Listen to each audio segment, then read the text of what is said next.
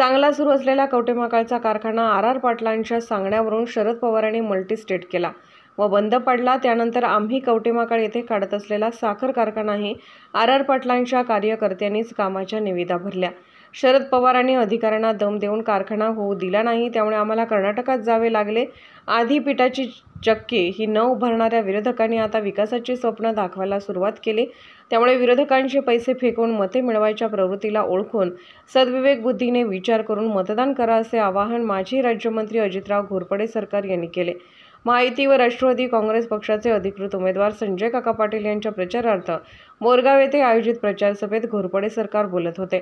यावेळी उपस्थित ग्रामस्थांनी ऊसाचा हंगाम सुरू झाल्यामुळे येणाऱ्या अडचणींचा पाढा सरकार व संजय काकांच्या समोर मांडला। सर्वच ग्रामस्थांनी कवठेमहांकाळ तालुक्यात साखर कारखाना नसल्याची खंत व्यक्त केली।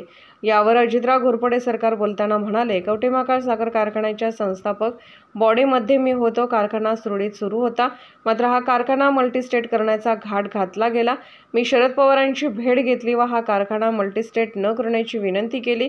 त्यावर आर पाटील ऐकत नाहीत असे मला त्यांनी सांगितले। यावर कोण आर पाटील, त्यांचा महाकाली कारखान्याशी काय संबंध, असा प्रश्न विचारून मी पुन्हा एकदा मल्टीस्टेटमुळे होणाऱ्या तांत्रिक अडचणी पवार साहेबांसमोर मांडल्या, मात्र तरीही हा कारखाना मल्टीस्टेट करून त्यांनी बंद पाडला।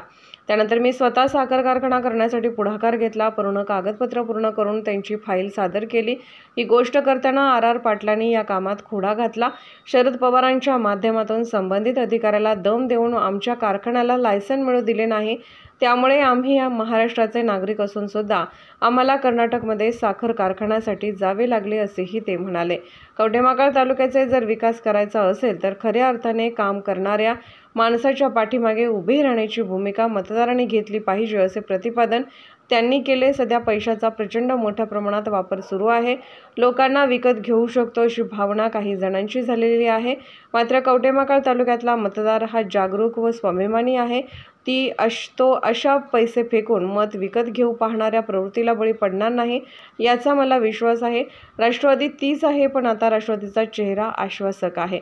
खरं बोलणारा व आपल्या बोलण्यावर ठाम राहणारा अजित पवार सारखा नेता आपल्याला मिळालेला आहे। त्याच्या माध्यमातून कवठेमहांकाळ तालुक्याचा चेहरा मोहरा बदलण्याचा ध्यास मी व संजय काका पाटील यांनी घेतला आहे।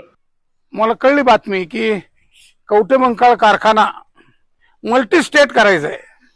काका मल्टीस्टेट, मी डायरेक्ट पवार साहेबांच्याकडे गेलो, म्हणलं साहेब हे करू नका, आमच्या कारखान्याची वाट लागल आणि पुन्हा उभं करायला कोणी पुढे येणार नाही।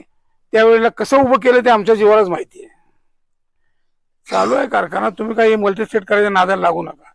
पवार साहेबांनी मला सरळ सरळ उत्तर दिलं, ते आर ऐकना। म्हटलं कारखाना कोणी उभा केलाय? तर कारखाना आता तुम्हालाच माहिती। म्हटलं मी होतो त्यात, पहिल्या डायरेक्टर बोर्डाचा मी संचालक आहे। सगळ्या कार्यकर्त्यांनी एकत्र येऊन हा कारखाना उभा केला आणि तुम्ही म्हणता आर ऐकत नाही। काय संबंध आरचा या कारखान्यात बोलायचा? का तुमचा चेला आहे, तुमचा पोपट आहे म्हणून ते तुम्ही त्याच ऐकायला लागलाय? काय अर्थ आहे या गोष्टीला? न ऐकता तो मल्टीस्टेट केला, कारखाना बंद पडला, 5 वर्ष झाली, आता वाट लागली कारखान्याची।